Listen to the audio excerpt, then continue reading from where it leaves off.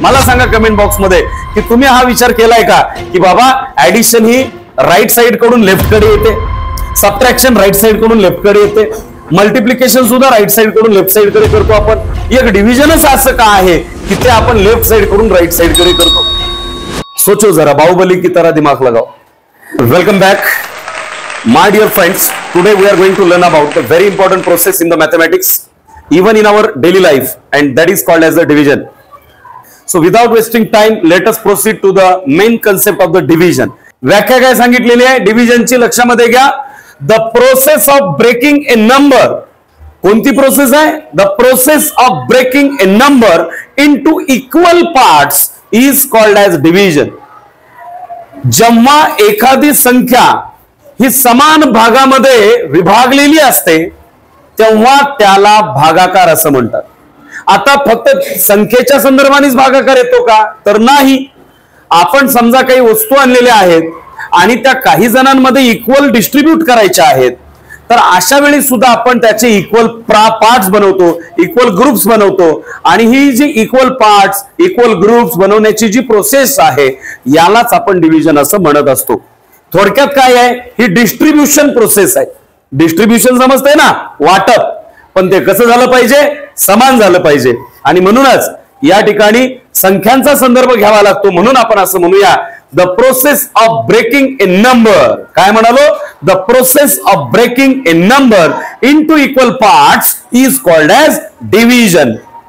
एखाद्या संख्येचे समान भाग करण्याच्या प्रक्रियेला भागाकार असे म्हणतात. तर मग आता डिव्हिजन हे नुसतं तोंडी सांगून कळणार नाही, त्याच्यासाठी डायरेक्ट एक्झाम्पल आपल्याला घ्यावं लागेल. तर मग त्याच्या थ्रू आपण क्लिअर जाऊ शकतो. Divide 20 pens equally into 5 students. Divide 20 pens equally into 5 students. 20 पेना 5 विद्यार्थ्यांमध्ये इक्वली डिस्ट्रीब्यूट करायचे आहेत, डिवाइड करायचे आहेत. मग अशा वेळेला लक्षामध्ये घ्या, डिव्हिजन करत असताना मित्रांनो काही सिंबॉलिक प्रेझेंटेशन समजून घेणं आवश्यक आहे. भागाकार करताना जे प्रमुख सिंबॉल यूज करतो आपण तो हा. ओके, हा सिंबॉल यूज केल्यानंतर ज्याला डिवाइड करायचा आहे ती संख्या आपण इथे लिहितो. अर्थात त्याला जे सेपरेट नाव आहे ते डिव्हिडंड अशा प्रकारचं नाव आहे. काय नाव आहे त्याला? डिव्हिडंड असं नाव आहे. तर डिव्हिडंड इथे लिहिला जातो. डिव्हिजर जो आहे किंवा डिवायझर जो आहे तो 5. ज्या संख्येने भाग घालायचा आहे ती संख्या आपण इकडे लिहितो. लक्षात येतंय? तर हा वेगळा सिंबॉल आहे, कारण आतापर्यंत ऍडिशन, सबट्रॅक्शन, मल्टिप्लिकेशन हे सिंबॉल आपल्याला माहित झालेले आहेत, त्यांची मांडणी पण माहित झाली आहे. पण भागाकाराची, जरी भागाकाराचं सिंबॉल हे असलं, हे जरी भागाकाराचं सिंबॉल असलं तरी भागाकाराची मांडणी मात्र ह्या पॅटर्न मध्ये केली जाते. Though this is the symbol of division but the arrangement of division is in this manner. ती ह्याच पद्धतीने करावी लागते, हे स्मरणामध्ये असू द्या. ओके, नाहीतर अदरवाईज मोठा गोंधळ करून घ्याल तुम्ही भागाकाराची मांडणी करताना. ठीक आहे. आता आणखीन एक गोष्ट तुम्हाला सांगायची आहे मला. जेव्हा आपण ऍडिशन करत होतो, सपोज 215 प्लस 24 हे ऍडिशन करत होतो आपण, त्यावेळेला राईट साइड कडून लेफ्ट साइड कडे येतो आपण. बरोबर आहे? राईट साइड कडून लेफ्ट साइड कडे येतो. म्हणजे 5 + 4 9, 2 + 1 3 and 2 as it is 239 असे ऍडिशन करतो. मल्टिप्लिकेशन करताना सुद्धा आपण काय केलेलं आहे? ऑल टाइम मल्टिप्लिकेशन करायचंय समजा, त्याही वेळेला आपण राईट साइड कडून लेफ्ट साइड कडे चालूय.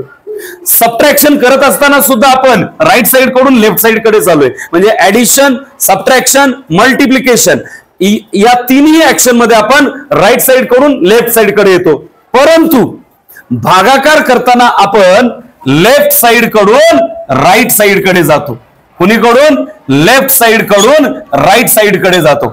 आता मनामध्ये प्रश्न पडला असणार, हा विचार कदाचित आजपर्यंत केलाही नसेल आपल्यापैकी बहुतेक जणांनी. मला सांगा कमेंट बॉक्स मध्ये की तुम्ही हा विचार केलाय का की बाबा ऍडिशन ही राईट साइड कडून लेफ्ट कडे येते, सबट्रॅक्शन राईट साइड कडून लेफ्ट कडे येते, मल्टिप्लिकेशन सुद्धा राईट साइड कडून लेफ्ट साइड कडे करतो आपण. एक डिव्हिजनच असं का आहे की ते आपण लेफ्ट साइड कडून राईट साइड कडे करतो. सोचो जरा, बाहुबली की तरह दिमाग लगाओ. तर त्याचं सोपं कारण आहे, डिव्हिजन करतो म्हणजे आपण भाग करत असतो, छोटे छोटे ग्रुप्स बनवत असतो, इक्वल ग्रुप्स बनवत असतो. ग्रुप्स बनवत असताना नेहमी मोठ्या संख्येकडून छोट्या संख्येकडे जावं लागेल, म्हणजे मोठ्या पोझिशन कडून छोट्या पोझिशनकडे जावं लागेल, अर्थात मोठ्या प्लेस कडून छोट्या प्लेसकडे जावं लागेल. हे लक्षात घ्या. समजा मला 5,300 रुपये 5,300 रुपये काही लोकांमध्ये वाटायचे आहेत. मग मी अगोदर 300 रुपये वाटू का 5,000 रुपये वाटू? 5,000 रुपये वाटले पाहिजे. म्हणजे मोठी जी अमाऊंट आहे आधी तिचे तुकडे आणि नंतर छोट्या अमाऊंटचे तुकडे. Yes no? आपल्याला कदाचित लक्षामध्ये आलं असावं मला नेमकं काय म्हणायचं आहे. आणि मग मला इथे सांगा, संख्या जेव्हा आपण मांडतो त्यावेळेला युनिट प्लेस हे छोटा असतं, टेन्स प्लेस त्यापेक्षा मोठा आहे, हंड्रेड, 1000, 10,000 म्हणजे जे प्लेस मोठा आहे तिकडनं सुरुवात केली जाते डिव्हिजन करत असताना. ओके, रिझन आवडला असेल, कळाला असेल तर लाईक करायला विसरू नका. आता प्रश्न असा आहे, डिव्हिजन नेमकं करायचं कसं? आता साधी गोष्ट आहे, 20 हा डिव्हिडंड आहे, याचं नाव काय? डिव्हिडंड. ओके, आता हा बाकीचा भाग मी इथं क्लीन करतोय ज्याच्यामुळे आपल्याला विनाकारण अडचण नको. ठीक आहे, तर लक्षात घ्या 20 इज द डिव्हिडंड. ओके, याला मराठीमध्ये आपण म्हणतो भाज्य. ज्याला आपल्याला ज्याचे तुकडे करायचे ते कोण? भाज्य. जो तुकडे करणार आहे तो कोण? भाजक. याला डिवायझर किंवा दुसरं जे नाव आहे ते म्हणजे भाजक मराठीमध्ये म्हणतो आपण. Is that clear? तर मग लक्षात घ्या, 20चे तुकडे करायचे. किती तुकडे करायचे? आता तुकडे किती करायचे हा भाग वेगळा, प्रत्येक तुकड्यामध्ये 5 असले पाहिजेत. मग एकूण तुकडे किती होतील ते इथे चेक करूया. आता कायम लक्षात ठेवा, always complete the division 1 by 1. एक एक डिजिटनीच डिव्हिजन करत चालायचं. सगळ्यात पहिले चेक करूया, कॅन वी डिवाइड 2 by 5? 2 ला 5 नी भाग घालता येईल का? येणार नाही. का नाही येणार? A smaller number can not be divided by a bigger number. काय म्हणतोय मी? A smaller number can not be divided by a bigger number. एक छोटी संख्या मोठ्या संख्येने डिवाइड होऊ शकत नाही. ओके, हे तेवढं सोपं आहे जेवढं की छोट्या पॅन्टीत मोठा पाय घालता येत नाही. ठीक आहे, तर लक्षामध्ये घ्या. मग काय होईल, जेव्हा डिव्हिजन पॉसिबल नसतं त्यावेळेला शून्याचा भाग द्यायचा असतो. 5 zeros are 0. 5 zeros are 0. Okay, 2 minus 0 it becomes 2 and then taken below 0 again. आता सर तुम्ही डायरेक्ट वरतीच भाग का नाही घातला? घालू शकलो असतो बेटा, पण ज्या वेळेला संख्या मोठ्या येणार आहेत, आता हे फक्त मॉडेल एक्झाम्पल म्हणून सुरुवातीला 2 अंकी संख्या आणि 1 अंकी संख्या निवडले. पुढे जेव्हा मोठ्या संख्या येतील त्यावेळेला तुमच्याकडनं मिस्टेक्स होण्याची शक्यता असते. लहान मुलांच्या चुका भरपूर होतात, त्या होऊ नये याच्यासाठी एक एक डिजिट सरकत पुढे जायचं. अचानक सगळं एकत्र घ्यायचा प्रयत्न करायचा नाही. ओके, टप्प्याटप्प्याने खावा. तुकडेच करायचे आहेत ना तर सगळ्याचे एकदाच करू नका, एक एक एक एक एक एक करत चला. तर मग 2 ला भागाकार जातच नाहीये म्हणून काय दिला? शून्याचा भाग दिला. 5 0 0, 2 शून्य गेले, 2 राहिले, वरून घेतला खाली, टारकनवाडा खाली, कुणाला? शून्याला. परत 20 झाले. आता 5चा पाडा, 5च्या पाड्यामध्ये कधीतरी 20 येणारच आहे किंवा ते येईपर्यंत आपल्याला 5चा पाडा म्हणायचा असतो. म्हणजेच काय आहे? 5 1s are 5, 5 2s are 10, 5 3s are 15, 5 4s are 20, 5 5s are 25 होतं. हे जास्त झालं, 20 पाहिजे होतं तर काय होईल? 5 4s are 20. म्हणजे 5 1 5, 5 2 10, 5 3 15 आणि 5 4 20. म्हणजे 4चा भाग वरती लिहायचा आणि काय करावं लागेल? त्या ठिकाणी परत 20 लिहावं लागेल.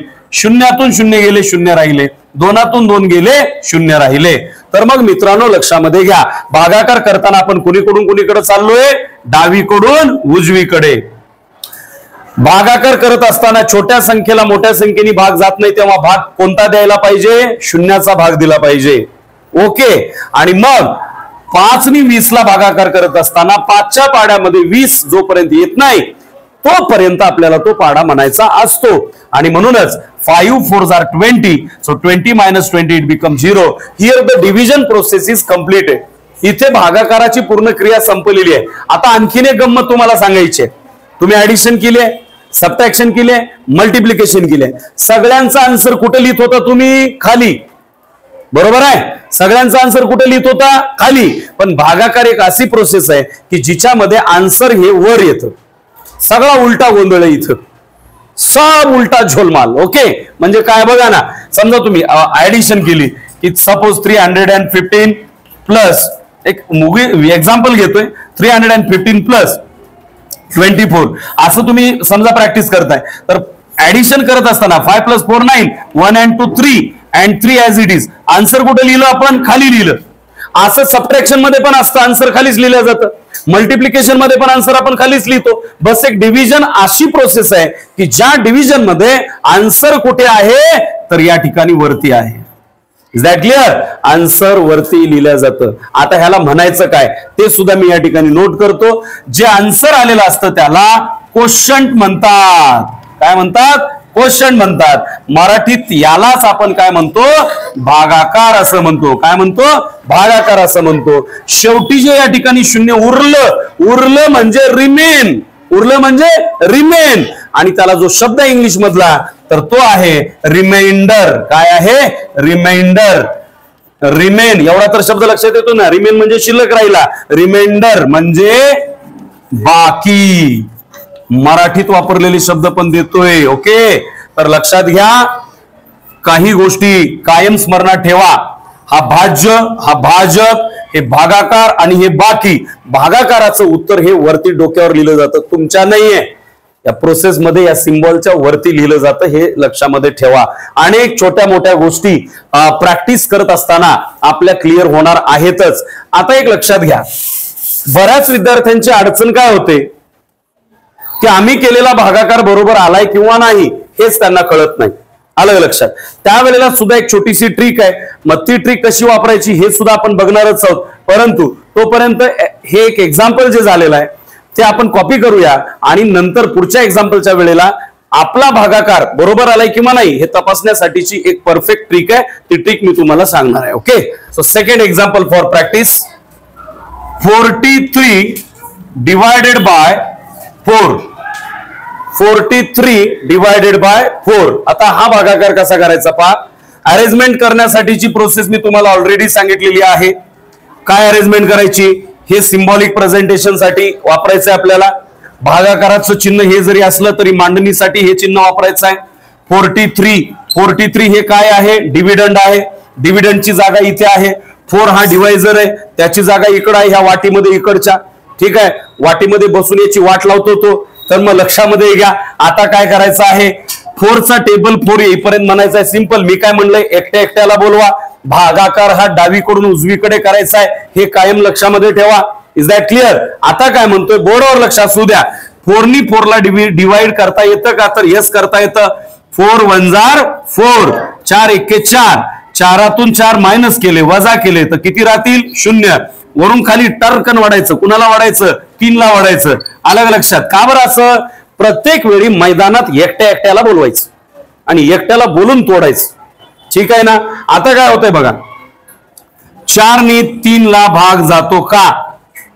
हा, मग जात नसेल तर बरेच मुलं. मग आता एक लक्षात घ्या, मी का बरं डायरेक्ट भाग केला नाही इथे? त्याच कारणच हे आहे, अनेक मुलं मग इथं चुकायला लागतात. मग काय करतात माहिती का? नाही 3 आलाय ना, 3ला भाग जात नाही म्हणून ह्याला इथंच सोडून देतात. झाला भागाकार. 4नी 3ला भागाकार जात नाही किंवा भाग घालता येत नाही म्हणून काय करतात? ते इथेच सोडून देतात आणि मग त्यांचा भागाकार 100% रॉंग होतो, चुकतो.